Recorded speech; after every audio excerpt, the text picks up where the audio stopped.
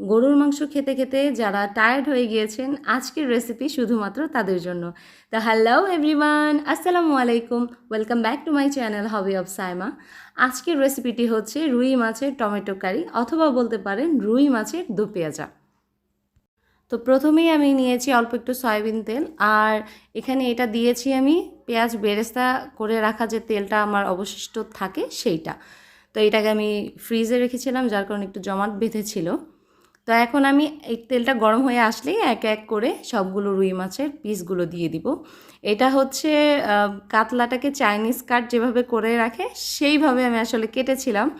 আপনারা এটা কাতলা মাছ দিয়েও কিন্তু ট্রাই করতে পারেন। টেস্ট কিন্তু দুয়োটারই অসম্ভব মজার হয়। তো এখন রুই মাছটাকে সুন্দর মতো আমি ভেজে নিচ্ছি। ভাজতে হবে হালকা ভাজা, বলতে যেটা আর কি মাছটা নরম থাকবে কিন্তু একটু রেডিশ রেডিশ ভাজা হবে ওইভাবে, মানে একবারে শক্ত করকরা ভেজে নিব না। তারপর মাছগুলো ভাজা হয়ে যাওয়ার পরেই দিয়ে দিচ্ছি পেঁয়াজ, পেঁয়াজের সাথেই আমি দিয়ে দিচ্ছি টমেটো। তো এখানে একটা টিপস বলি, পেঁয়াজটা যদি আমরা প্রথমে ভেজে নেই তারপর যদি টমেটোটা অ্যাড করি তাহলে কিন্তু টমেটোটা গলতে একটু সময় লাগে বা আস্তে আস্তে রয়ে যায়। তো এটা হচ্ছে আমার আম্মুর টেকনিক, যে পেঁয়াজের সাথে আদা রসুন টমেটো সব একবারে দিয়ে তারপরে ভেজে সবগুলো নরম বানিয়ে ফেলতে হবে। আর এই টেকনিকে কিন্তু আদা রসুনের যে আলাদা স্মেল থাকে সেটা কিন্তু চলে যায়। মাছ রান্নার ক্ষেত্রে আমি বেশিরভাগই আদাটা স্কিপ করে দিই। তো এখানে ছিল শুধু রসুন এবং জিরা বাটা, আর এখানে পরিমাণ ছিল 1 টেবিল চামচ পরিমাণ। তো কিছুক্ষণ ভেজে তারপর আমি ঢাকনা দিয়ে ঢেকে রেখেছিলাম তেল ওঠা অবধি। তেল উঠে আসলে এর মধ্যে দিয়ে দিয়েছি সামান্য কিছুটা পানি, পানি দিয়ে ভালো মতো কষিয়ে নিয়েছি। এরপর আমি এর মধ্যে অ্যাড করেছি হলুদ এবং মরিচের গুঁড়া হাফ টি স্পুনের মতো। আমার চামচটা যেহেতু অনেক ছোট, এর জন্য আপনারা ধরতে পারেন ওটা কোয়ার্টার চামচ। তারপর দিয়ে দিচ্ছি স্বাদ মতো লবণ। এবার একটু মিক্স করে নিচ্ছি। আর এরপর আমি যে মশলাটা এখানে অ্যাড করেছি সেটা হচ্ছে ধনিয়া গুঁড়া। আমি ধনিয়া গুঁড়া ধরতে পারেন 1 চামচের মতো অ্যাড করেছি এখানে।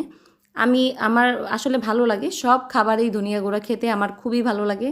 আমি বলতে পারেন ধনিয়া ফ্রিক একটা মেয়ে। তো ভালো মতো কষিয়ে নিচ্ছি। এখন একটা ঢাকনা দিয়ে ঢেকে দিব তেল ওঠা পর্যন্ত।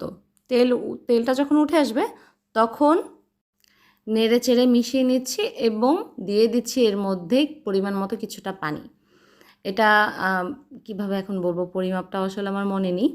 তো পানিটা আমি একদম অনেক বেশি ঢলঢলা পানি দিই নাই, আমি মাছটা যেন একটু ডুবে থাকে সেই রকম একটু পানি দিয়েছি। তারপরে ঢাকনা দিয়ে ঢেকে এটাকে রান্না করতে থাকবো, মাঝখানে এটা আর খুলে নাড়বো না। তো নামিয়ে ফেলার 5 মিনিট আগে বা 10 মিনিট আগে আমি এখানে ধনিয়া পাতা অ্যাড করে দিয়েছি। এখনও কিন্তু ঝোলটা অনেক আছে। আমি এই ধনিয়া পাতাটা কুক হতে হতেই কিন্তু ঝোলটা আরও টেনে যাবে। তো ঢেকে আমি আরও 5 মিনিটের মতো কুক করে নিচ্ছি। এইখানে আরেকটা ছোট্ট টিপস আপনাদের সাথে শেয়ার করছি।